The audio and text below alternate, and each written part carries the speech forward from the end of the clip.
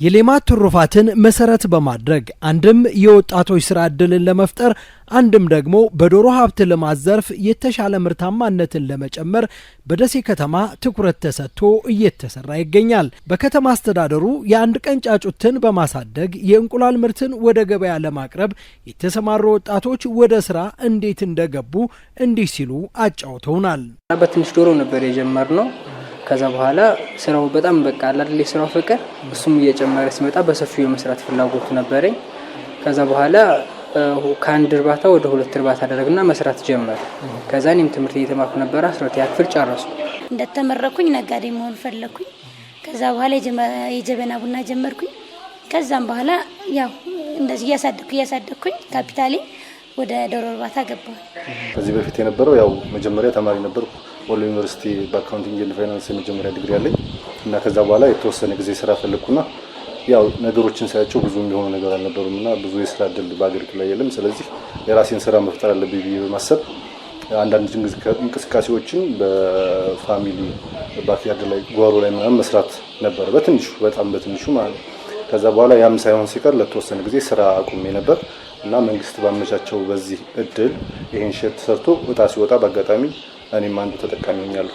ትናንት በግላቸው በትንሹ የጀመሩትን የዶሮ እርባታ ስራ ከተማ አስተዳደሩ ያላቸውን ችግር በመለየት የመስሪያ ሼድና አስፈላጊ ቁሳቁሶችን በማሟላት ይበልጥ እንዲበረታቱ አድርጓቸዋል። ሼድ ተሰጥቶና አሁን ያለ ነው ማለት ነው። አሁን እዚህ ጋር በኢንተርፕራይዝ ተደራጅተን ሼድ ሰጠኝ። ከዛ በኋላ ዶሮዎቹን እነሱ አዘው አመጡልን። ያው ክፍያው በእኛ ቢሆንም ሌላ ነገር በጣም ሳላመሰግን አላልፍም። ብዙ ነገር አሟልተውልናል እዚህ ቦታ ላይ ቢያንስ እንደው ከሼዱ ውጭ ከ500,000 ያላነሰ ወጭ ካፒታል መንግስት ሰጥቶናል። ጉዝጓዝ ሰጥቶናል፣ ጭድ የምንጎዘጉዘው የውሃ መጠጫ ሰጥቶናል።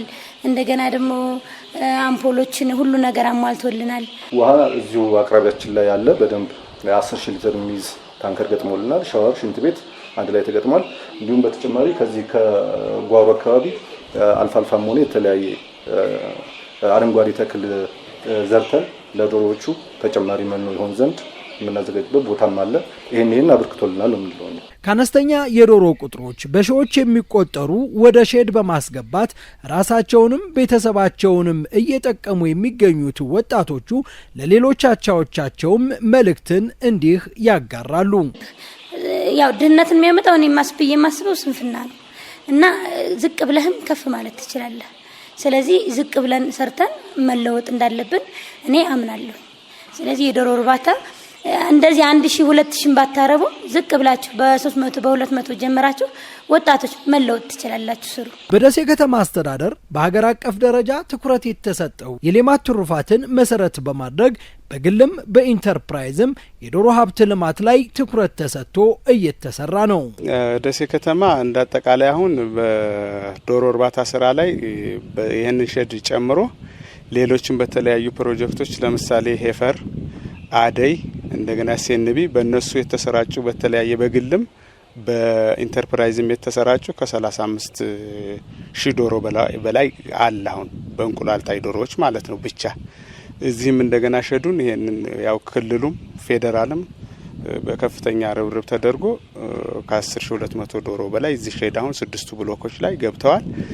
ይሄ ሼድ መጀመሪያ ላይ ሲገነባ ከ66 ሚሊዮን ብር በላይ ከተማ አስተዳደሩ ፈቅዶልናል። በከተማ ባሉ የገጠርና የከተማ ቀበሌዎች በሙሉ ባለሙያዎች ውጤታማ የዶሮና የእንቁላል ምርት እንዲሻሻልም እየሰሩ ይገኛሉ።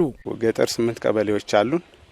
በከተማ እንደገና 18 ቀበሌዎችና በ5 ክፍለ ከተማ ላይ ነው አጠቃላይ የኛ የእንስሳት ሀብት ዘርፉ ክትትል የሚያደርጉ ደንበኞች ማለት ነው። ከ95 በላይ ኢንተርፕራይዞች አሉ። በዱዋል ፐርፐዝ የሚረቡ ዶሮዎች አሉ በእንቁላልና በስጋ። 18ቱ ቀበሌዎች በ5ቱ ክፍለ ከተማ ላይ በሳምንት 2 ጊዜ ድጋፍና ክትትል እናደርጋለን። 8ቱ ገጠር ቀበሌዎችም ላይ እንደዚሁ በቴሌግራም በስልክ በአካል እየተገኘን የድጋፍ አገልግሎት እንሰጣለን። ሁሉም የእንስሳት ባለሙያዎች ማለት ነው በጥምረት